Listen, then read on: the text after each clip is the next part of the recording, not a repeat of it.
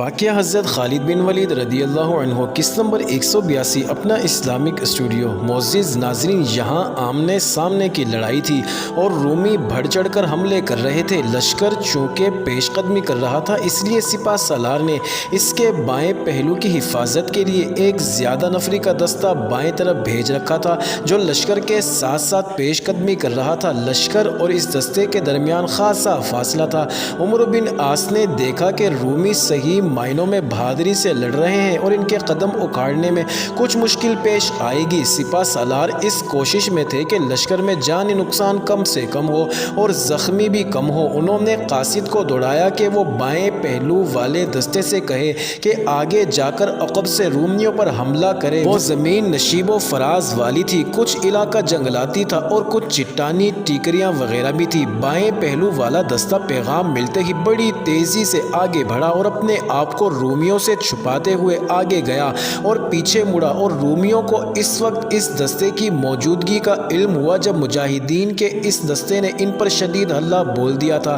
رومی ایسی بری طرح گھیرے میں آ گئے، کٹ مرنے کے سوا اور کچھ بھی نہیں کر سکتے تھے۔ وہ بری طرح کٹے اور بعض دریا میں کود گئے، لیکن تیر انداز مجاہدین نے انہیں زندہ نہ جانے دیا۔ زخمی رومی جو وہیں رہ گئے تھے، ان سے پوچھا گیا کہ نقیوس میں کتنی فوج ہے اور قلعہ کیسا ہے وغیرہ وغیرہ، مطلب یہ کہ ان سے ضروری معلومات لے لی گئی۔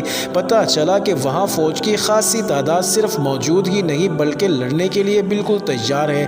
سپہ سالار عمرو بن عاص نے اس لڑائی سے کامیابی سے فارغ ہو کر سالاروں کو حکم دے دیا کہ نقیوس پر حملہ کیا جائے اور دریا کشتیوں کے پل سے پار کرے۔ چونکہ یہ کنارہ مسلمانوں کے قبضے میں تھا، اس لیے ایک تو جگہ جگہ کشتیاں موجود تھی اور کچھ کشتیاں ساتھ چلی آ رہی تھی۔ دریا پار کرنا کوئی آسان کام نہیں تھا، لیکن قبطی عیسائی کہتے تھے کہ وہ دریا پار کروائیں گے۔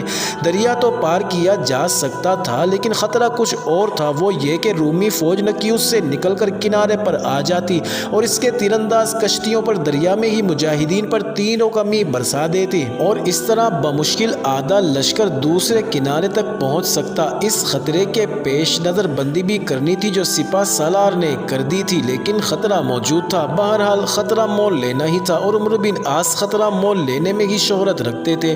اسے بھی ہم اللہ کی مدد کہیں گے کہ نقیوس کے رومی جرنیل کے دفاع میں ایک دفاعی اسکیم آ گئی۔ اسے اطلاع مل گئی تھی کہ اس نے جو دستے مجاہدین کو روکنے کے لیے قرنوط بھیجے تھے وہ بری طرح کٹ گئے ہیں اور مسلمان بڑھتے چلے آ رہے ہیں۔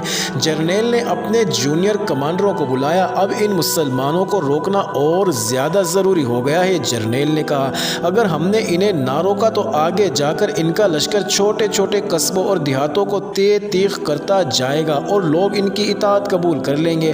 ہمارے لوگوں کو یہ خبر مل جائے گی کہ ہماری فوج قرنوط میں بہت بری طرح شکست کھا چکی ہے۔ آج رات کشتیوں سے دریا پار کیا جائے گا اور صبح تک ہمارے دستے دوسرے کناروں پر مسلمانوں کے راستے میں تیار موجود ہوں گے۔ بجائے اس کے کہ مجاہدین دریا پار کرتے، رومیوں نے دریا پار کرنے کا فیصلہ کر لیا، لیکن رومی فوج رات ہی رات دریا پار نہ کر سکی۔ اس کی وجہ یہ تھی کہ ان دنوں دریا میں طغیانی تو نہیں تھی، لیکن دریا کا جوش و خروش ایسا تھا کہ وہ کشتیوں کو اس رفتار سے آگے بڑھنے ہی نہیں دیتا تھا۔ اس کی توقع رکھی گئی تھی۔ اس طرح رومیوں کے لیے صبح تک بائیں کنارے تک پہنچنا مشکل ہو گیا۔ ناظرین، مجاہدین نے قرنوط سے کچھ آگے رات بھر کے لیے پڑاؤ کیا تھا، لیکن فجر کی نماز سے فارغ ہوتے ہی کوچ کر گئے۔ دور سے ہی انہوں نے دیکھا کہ قلعہ نقیوس کے بالمقابل کشتیوں کا ایک بہت بڑا بیڑا دریا پار کر رہا ہے اور کچھ کشتیاں کنارے لگ چکی ہیں اور رومی فوج کود کود کر دریا پر آ رہے ہیں۔ سپہ سالار سمجھ گئے کہ رومی ایک بار پھر ان کے راستے میں حائل ہو رہے ہیں۔ سپہ سالار نے حملے کا حکم دے دیا اور یہ بھی دیکھ کر کشتیوں کی تعداد زیادہ تر ابھی دریا میں ہے، تمام تیر اندازوں سے کہا کہ وہ ان کشتیوں پر تیروں کی بوچھاڑ پھینکے۔ مجاہدین بڑی ہی تیزی سے پہنچ گئے، پہلے ان رومیوں کو گھیرا جو کشتیوں سے اتر آئے تھے۔ ان کی تعداد بہت تھوڑی تھی، وہ واپس کشتیوں کی طرف بھاگنے لگے، لیکن مجاہدین ان پر جا ٹوٹے اور بڑی آسانی سے انہیں کاٹ کر رکھ دیا۔ مجاہدین کے جوش اور جذبے کا یہ عالم تھا کہ کچھ رومی دریا میں کود گئے اور مجاہدین ان کے پیچھے کودے اور پانی میں انہیں جا لیا اور ان کی لاشیں نیل اپنے ساتھ لے گیا۔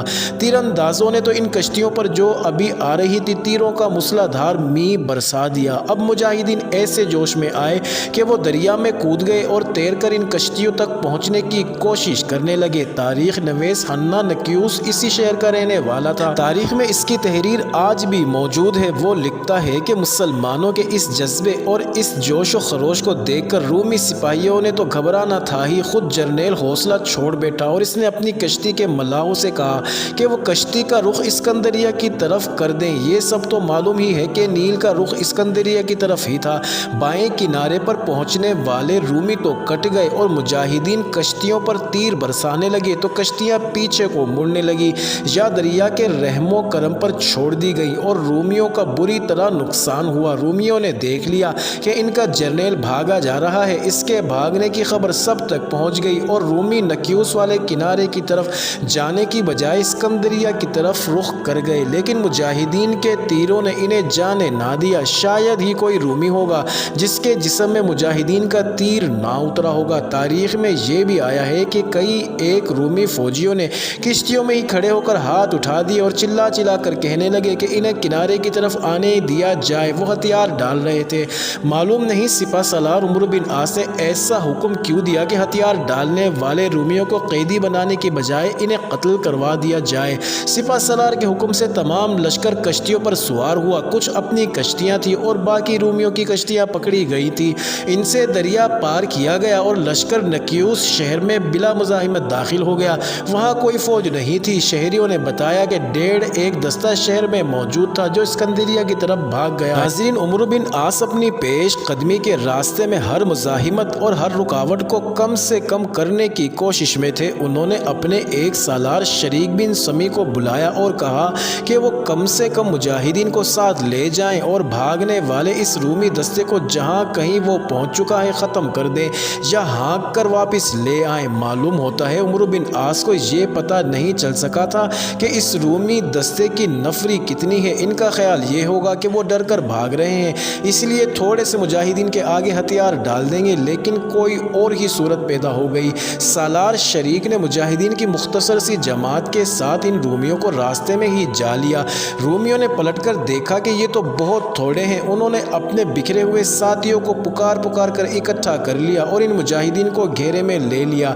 تب سالار شریک نے محسوس کیا کہ وہ اس خطرے سے زندہ نہیں نکل سکیں گے۔ قریب ہی ایک اونچا اور خاصا چوڑا اور لمبا ٹیلہ تھا۔ سالار شریک اپنے مجاہدین کے ساتھ اس ٹیلے پر چڑھنے میں کامیاب ہو گئے۔ وہ سب گھڑ سوار تھے۔ ان کے ساتھ ایک بڑے ہی مشہور شاہ سوار تھے جن کا نام مالک بن نعمہ صدفی تھا۔ ان کی شاہ سواری مسلمہ تھی۔ سالار شریک نے مالک بن نعمہ سے کہا کہ وہ اپنی جان پر کھیل کر ان رومیوں سے راستہ بناتا نکلے اور سپہ سالار تک پہنچے اور کمک لے کر ساتھ آئے، ورنہ سب مارے جائیں گے۔ اس شاہ سوار نے ٹیلے سے گھوڑے کو ایڑ لگائی۔ گھوڑا پھسلتا اتر کر نیچے آیا۔ رومیوں نے اسے روکنے کی ہر ممکن کوشش کی، لیکن یہ شاہ سوار تلوار گھماتا اور گھوڑے کو دائیں بائیں پوری رفتار پر دوڑاتا نکل گیا۔ ناظرین، اس دوران مجاہدین نے ٹیلے سے تیر برسانے شروع کر دیے تھے۔ تیر انداز 3-4 ہی تھے۔ رومی ٹیلے پر چڑھنے کی کوشش کر رہے تھے، لیکن کچھ ڈرے بھی تھے کیونکہ ایک ان کے ساتھی تیروں سے گھائل ہو چکے تھے۔ انہوں نے یہ بھی دیکھ لیا تھا کہ ایک مجاہد سوار نکل گیا ہے اور ابھی مسلمانوں کا کوئی بڑا دستہ آ پہنچے گا۔